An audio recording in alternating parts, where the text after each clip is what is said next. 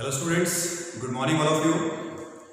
Chapter 5 में आज जो टॉपिक हम पढ़ने जा रहे हैं वो है सेल, इलेक्ट्रिक सेल, विद्युत सेल।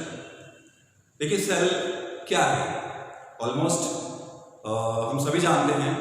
सेल को हम किसी भी परिपथ में या किसी भी डिवाइस में विद्युत धारा प्राप्त करने के लिए उपयोग में लेते हैं। और इसकी परिभाषा क्या है? एक ऐसी युक्ति जिसमें रासायनिक ऊर्जा को विद्युत ऊर्जा में परिवर्तित किया जाता है। तो आप डेफिनेशन लिख सकते हैं, एक ऐसी युक्ति जिसमें रासायनिक ऊर्जा को विद्युत ऊर्जा में परिवर्तित किया जाता है, राइट। और विद्युत ऊर्जा यानी हमें विद्युत धारा प्राप्त होती है। और विद्युत धारा कब प्राप्त होती है? जब दो पॉइंट्स के मध्य विभवांतर हो।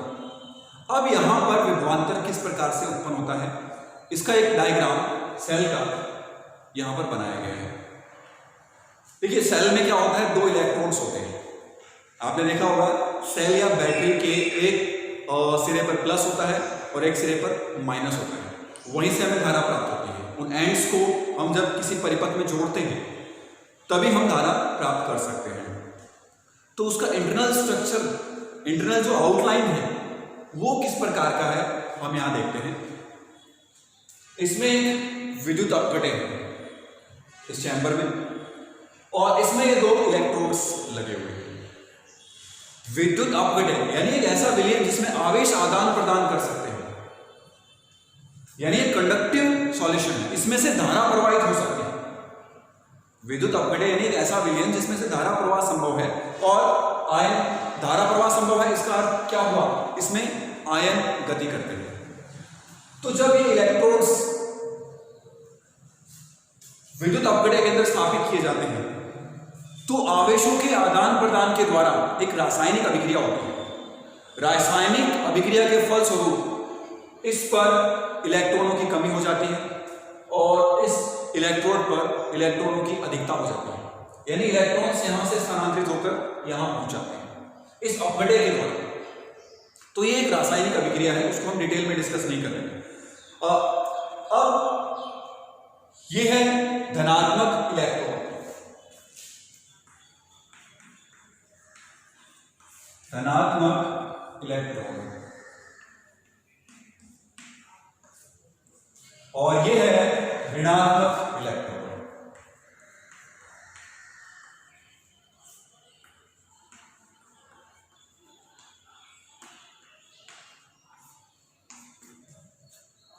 अब आवेश इस रोड के ऊपर है तो इस पर क्या होगा? विभव होगा।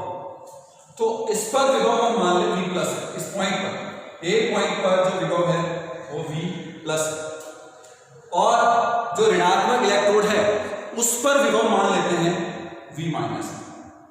ये पॉइंट B है, ये इसका जो लोअर पॉइंट है, ये इसका जो लोअर पॉइंट है B। इस पर विभव V प्लस और इस पर विभव V माइनस। तो इन दोनों पॉइंट्स के मध्य विभवांतर कितना होगा? विभव का जो अंतर है, अब V माइनस जो है वो ऋणात्मक है, तो इसलिए इसको ऋण चिन्ह के साथ व्यक्त करेंगे और इसको धन चिन्ह के साथ व्यक्त करेंगे। यदि इलेक्ट्रोड P पर विभव V प्लस और इलेक्ट्रोड N पर विभव V माइनस है तो A व B के मध्य विभवांतर क्या होगा? A व B के मध्य विभवांतर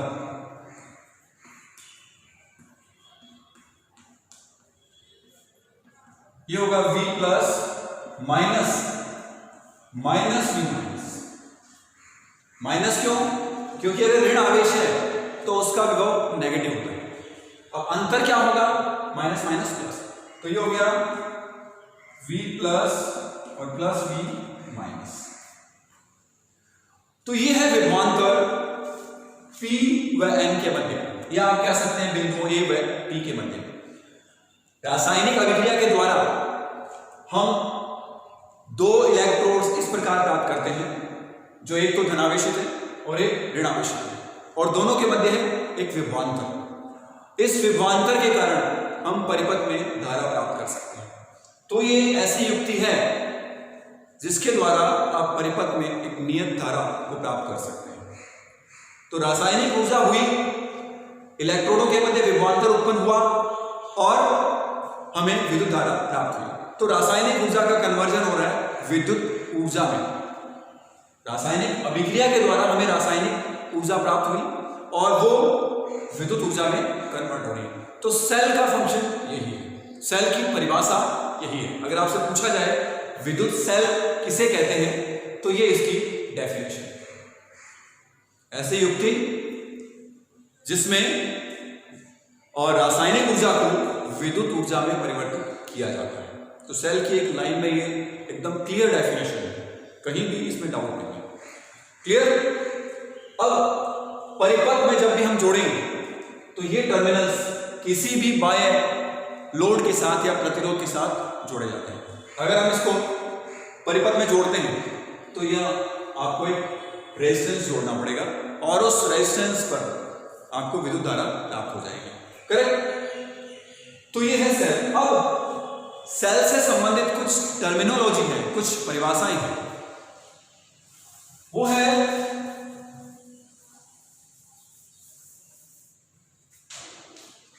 धनात्मक इलेक्ट्रोड,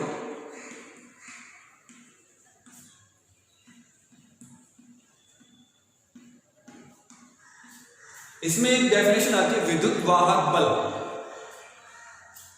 विद्युत वाहक बल तो विद्युत वाहक बल की जो परिभाषा है उसको अभी हम डिफाइन कर रहे हैं। विद्युत वाहक बल क्या है? विद्युत वाहक बल इसको लिखते हैं एस। देखिए, जब सेल इस अवस्था में फुली चार्ज है, P अपने अधिकतम धनावेश को प्राप्त कर चुका है और N अपने अधिकतम ऋणावेश को प्राप्त कर चुका है। तो इस स्थिति में जब फुली चार्ज है, फुली आवेशित है, पूर्ण रूप से आवेशित है, तो उस स्थिति में P व N के मध्य जो विभवांतर है उसे हम विद्युत वाहक बल कहते हैं। किस स्थिति में? जब ये दोनों इलेक्ट्रोड्स बाह्य परिपथ से नहीं जुड़े हुए हैं। एक सेल, सिंपल तो सेल दिया हुआ है और उसके सिरों पर जो विभवांतर है, उसके इलेक्ट्रोडों के मध्य जो विभवांतर है, वही विभवांतर विद्युत वाहक बल कहलाता है और इसे एस फॉर्म से व्यक्त करते हैं। तो यानी अब इस स्थिति में जो इनके मध्य विभवांतर है वो एस फॉर्म। करेक्ट? तो खुले परिपथ में सेल के इलेक्ट्रोडों के मध्य का विभवांतर विद्युत वाहक बल कहलाता है। खुले परिपथ में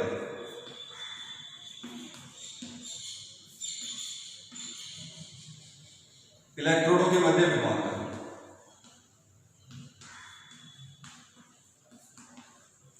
के मध्य विभवांतर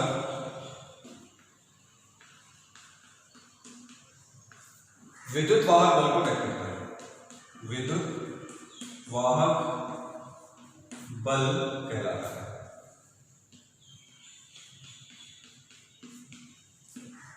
और इसे किससे व्यक्त करते हैं? S form. करेक्ट?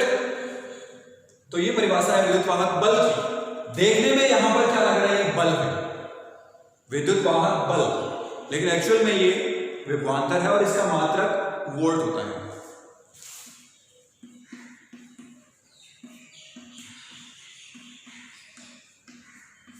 इसका मात्रक होता है वोल्ट। करेक्ट? अब हम बात करते हैं टर्मिनल वोल्टता की। टर्मिनल वोल्टता क्या है? देखिए, अभी परिपथ खुला हुआ है, दोनों टर्मिनल्स बाह्य प्रतिरोध के साथ नहीं जुड़े हुए हैं, तो यहां जो विभवांतर है उसे हम विद्युत वाहक बल कहते हैं। परंतु अब हम इसको किसी प्रतिरोध के साथ जोड़ दें, यानी परिपथ में जोड़ दें, तो क्या होगा? हम इसे जोड़ रहे हैं,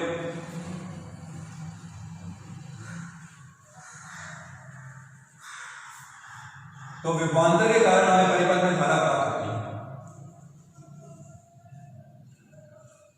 ये प्रतिरोध है इसका आर, आई धारा प्रवाहित होगी।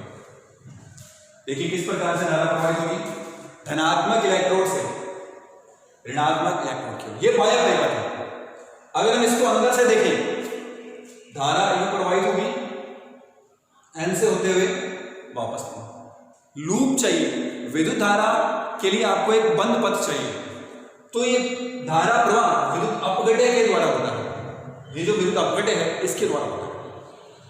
तो बाह्य परिपथ में धारा इस तरह से जा रही है धन इलेक्ट्रोड से ऋण इलेक्ट्रोड की ओर। लेकिन विद्युत अपघटय के अंदर क्या हो रहा है, विद्युत अपघटय के अंदर जो धारा प्रवाह है वो ऋणात्मक इलेक्ट्रोड से धनात्मक इलेक्ट्रोड की ओर। क्योंकि धारा के लिए आपको बंद लूप चाहिए। तो बंद लूप कब संभव होगा, जब धारा ऋणात्मक से धनात्मक की ओर प्रवाहित हो। तो सेल के अंदर विद्युत धारा ऋणात्मक इलेक्ट्रोड एन से धनात्मक इलेक्ट्रोड पी की ओर प्रवाहित होती है। करेक्ट। अब इस स्थिति में जो विभवांतर है वो आपको कहां प्राप्त हो रहा है, आर। तो आर के सिरों पर जो विभवांतर है उसे कहते हैं टर्मिनल वोल्टा। टर्मिनल वोल्टा, इसको व्यक्त करते हैं V से, कैपिटल V से। करेक्ट। तो क्या है टर्मिनल वोल्टा, जब सेल को किसी परिपथ में जोड़ते हैं तो परिपथ में प्रतिरोध के सिरों पर जो विभवांतर है, या अगर यूं कहें इस स्थिति में जो विभवांतर है उसे हम टर्मिनल वोल्टा कहते हैं। बंद परिपथ में इलेक्ट्रोडों के मध्य विभवांतर टर्मिनल वोल्टा कहलाता है। बंद परिपथ में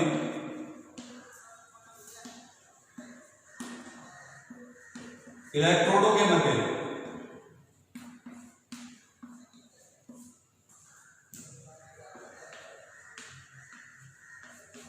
विभवांतर टर्मिनल वोल्टा कहलाता है।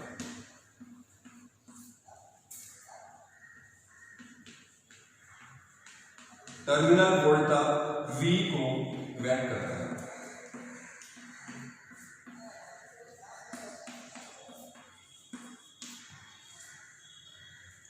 Clear definition. जब आप सेल को परिपथ में जोड़ देते हैं उस स्थिति में धारा प्रवाह होता है।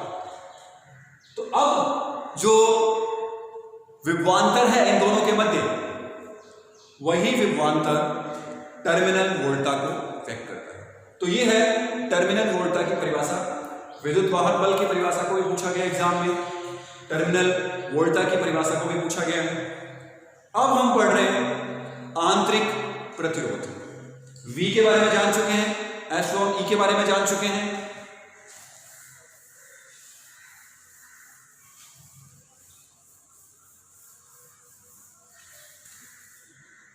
नेक्स्ट हम पढ़ रहे हैं आंतरिक प्रतिरोध।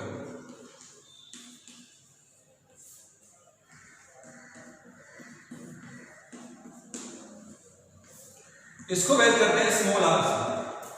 ये सेल का गुण है, सेल का आंतरिक प्रतिरोध। ये तो देखिए बाह्य प्रतिरोध है, लेकिन सेल का आंतरिक प्रतिरोध क्या होता है। देखिए धारा प्रवाह इस प्रकार से होगा, इसके सिरों पर विभवांतर कितना होगा, V equals to I R। Correct. यही टर्मिनल वोल्टा है। अब धारा को यहां से यहां तक जाने में भी विद्युत अपघटय बाधा उत्पन्न करता है। यहां से विद्युत आवेश जब यहां तक पहुंचता है धारा के रूप में, तो अपघटय के आयन बाधा उत्पन्न करते हैं। यही बाधा आंतरिक प्रतिरोध कहलाती है। विद्युत अपघटय, धारा प्रवाह की स्थिति में विद्युत अपघटय द्वारा धारा प्रवाह में उत्पन्न प्रतिरोध सेल का आंतरिक प्रतिरोध कहलाता है। तो ये विद्युत अपघटय का प्रतिरोध है। करेक्ट। तो धारा प्रवाह की स्थिति में विद्युत अपघटन द्वारा उत्पन्न बाधा सेल का आंतरिक प्रतिरोध कहलाता है। करेक्ट। इसको हम स्मॉल आर से व्यक्त करते हैं। अब हम सेल का इस प्रकार से डायग्राम बनाएं।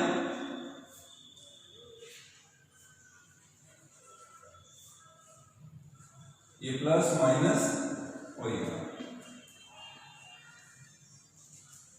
सेल को आप इस तरह व्यक्त करते हैं। ये प्लस धनात्मक टर्मिनल और ये ऋणात्मक टर्मिनल। इस प्रकार से धारा प्रवाह होता है। ये सेल है, तो सेल का जो संकेत है बनाने का वो इस प्रकार से हम बनाते हैं परिपथ में। अब हम V एप्सिलॉन विद्युत वाहक बल और स्मॉल r इनके मध्य संबंध स्थापित कर सकते हैं। देखिए क्या है, यहां पर V का जो मान है और E का मान है, आप देख सकते हैं E का मान अधिक है। Epsilon is greater than V। क्यों? क्योंकि जब धारा प्रवाह नहीं हो रहा था उस स्थिति में जो विभवांतर है इलेक्ट्रॉनों के मध्य या टर्मिनलों के मध्य वो अब परिपथ में धारा प्रवाह हो रहा है। परिपथ में धारा प्रवाह हो रहा है तो विभव पतन कहां कहां हो रहा है? एक तो प्रतिरोध पर और एक इसके आंतरिक प्रतिरोध। अगर हम यहां एक आंतरिक प्रतिरोध माने A और B के मध्य स्मॉल r, तो यहां भी विभव पतन हो रहा है। तो विभव कहां कहां गया? एक तो IR और एक स्मॉल IR। करेक्ट। तो E इक्वल्स टू क्या होगा? V plus IR। तो देखिए E equals to V plus IR। आप लिख सकते हैं IR और I स्मॉल r। तो IR प्लस, करेक्ट। तो I equals to R plus R। परिपथ में जो धारा है विद्युत वाहक बल डिवाइडेड बाई आंतरिक प्रतिरोध प्लस बाह्य प्रतिरोध, इन दोनों का इस प्रकार से आप परिपथ में धारा का मान प्राप्त कर सकते हैं। अगर आपको V पता हो, अगर आपको E पता हो, R स्मॉल r पता है, तो हम परिपथ में धारा का मान प्राप्त कर सकते हैं। ये समीकरण हम बहुत बार यूज करते हैं, ये आपको पता होना चाहिए। अब किसी सेल के लिए ये समीकरण हम डायरेक्ट काम में लेते हैं। ये संबंध है E या एप्सिलॉन V I और R संबंध को व्यक्त करते हैं। विद्युत वाहक बल टर्मिनल वोल्टता और आंतरिक प्रतिरोध में संबंध को व्यक्त करता है। तो अधिकतर हम इस प्रकार से याद रखते हैं इसको, epsilon minus V equals to I R, क्योंकि एप्सिलॉन अधिक है। इस स्थिति में अपघटन में विद्युत विभवांतर का पतन नहीं हुआ था, लेकिन जब धारा प्रवाह होता है तो उस स्थिति में विद्युत अपघटन यानी जो आंतरिक प्रतिरोध है उस पर भी विभव पतन होता है। तो इस कारण से E का मान V से अधिक होता है, विद्युत वाहक बल का मान टर्मिनल वोल्टता से अधिक होता है। करेक्ट।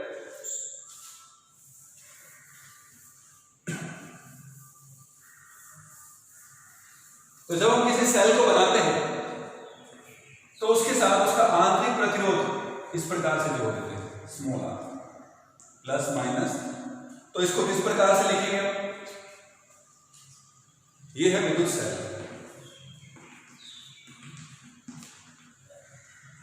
ये एक सेल को व्यक्त करता है।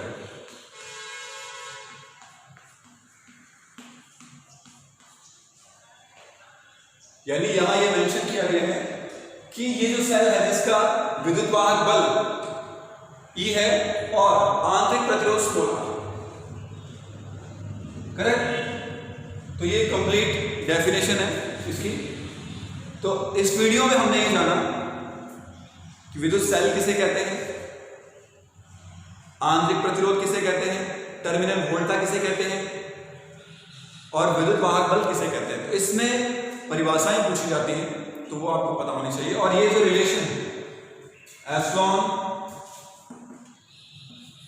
V प्लस I ये याद होना चाहिए।